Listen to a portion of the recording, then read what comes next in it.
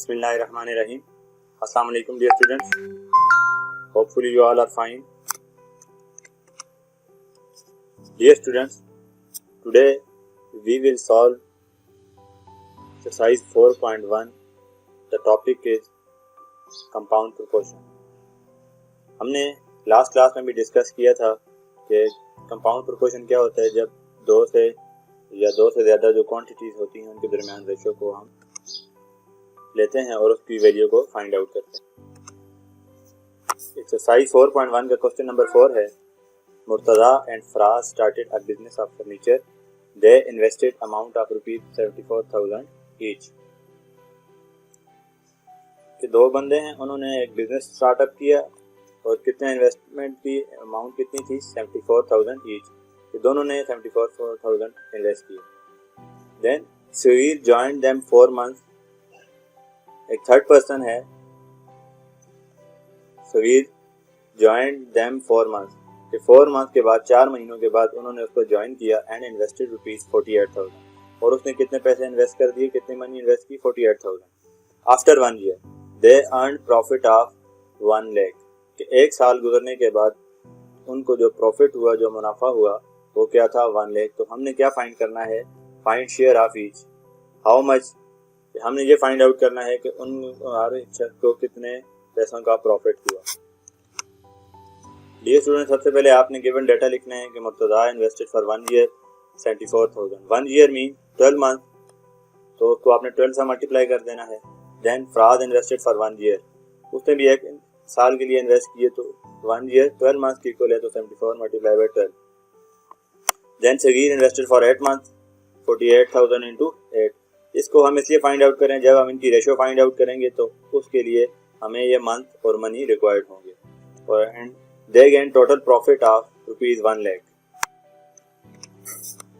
Now we have to find share of each, Murtaza, Faraz and Sagir.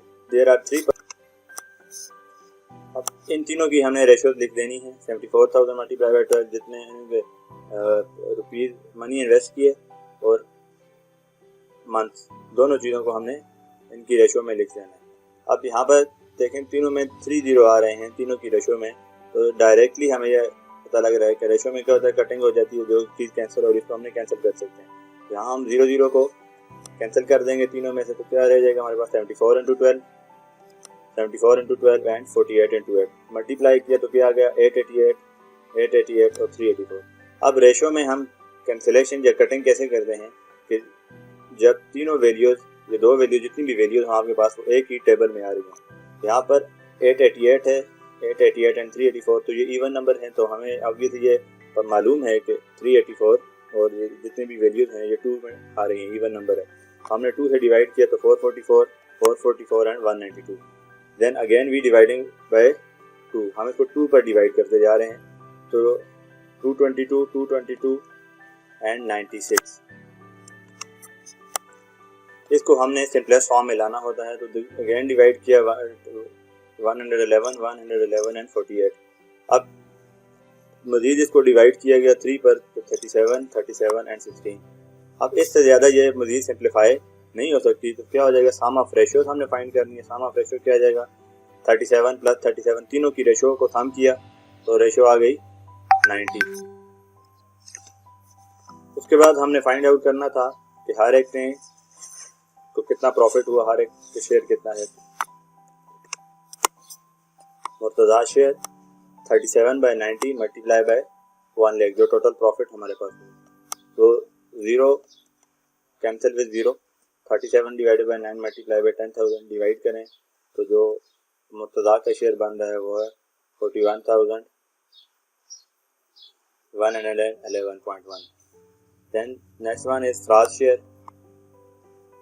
He also invested 74,000 and his ratio is 37. So Murtaza and Faraz share should be same like 41,111. And the third person is Sageer. He invested 48,000, so his profit should be less than others. So his ratio is 16 and total ratio 90 multiplied by 1 lakh. तो answer आ जाएगा हमारे पास last में 17,777। तो ये तीनों का हमने total profit find out कर लिया। इसके साथ क्वेश्चन नंबर 5 है, वो बेटा भी आपने खुद सॉल्व कर। Dear students, next question number 6 is distribute rupees 80,000 among Majid, Sajid and Sultan in such a way that there are 3 persons Majid, Sajid and Sultan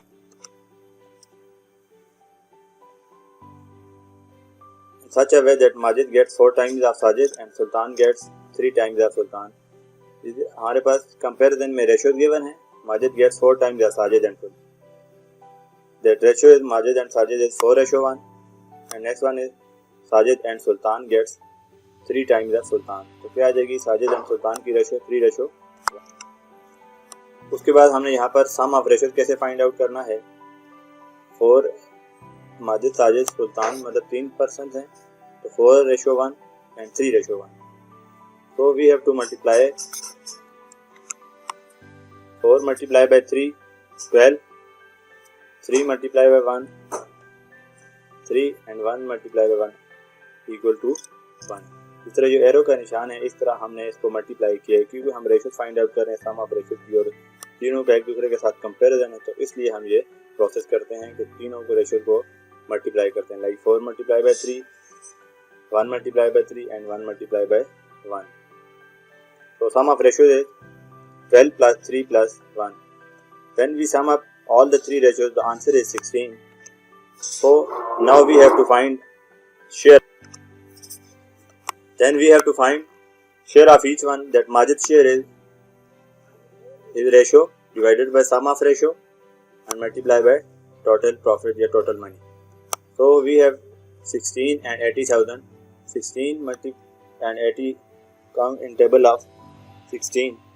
So 16 ones are 16 and 16 fives are 80 and there is 3 0 makes 5,000 and multiply 12 multiply by 5,000. So Majid's share is rupees 60,000 because he has more ratio than others. Next one is Sajid's share. His ratio is 3. Sum of ratio means total ratio कितनी थी हमारे पास 16 and multiply by 80,000. 3 multiply by 5,000 makes rupees 15,000. And last one is Sultan's share. 1 divided by 16 multiplied by 80,000. So his ratio is 1 multiplied by 5,000. इसकी ratio सबसे कम थी तो इसका profit या इसका शेयर भी सम से कम होगा, which is equal to rupees 5,000। तो इस तरह से हमने तीनों पर्सन के शेयर को फाइंड आउट कर लिया है।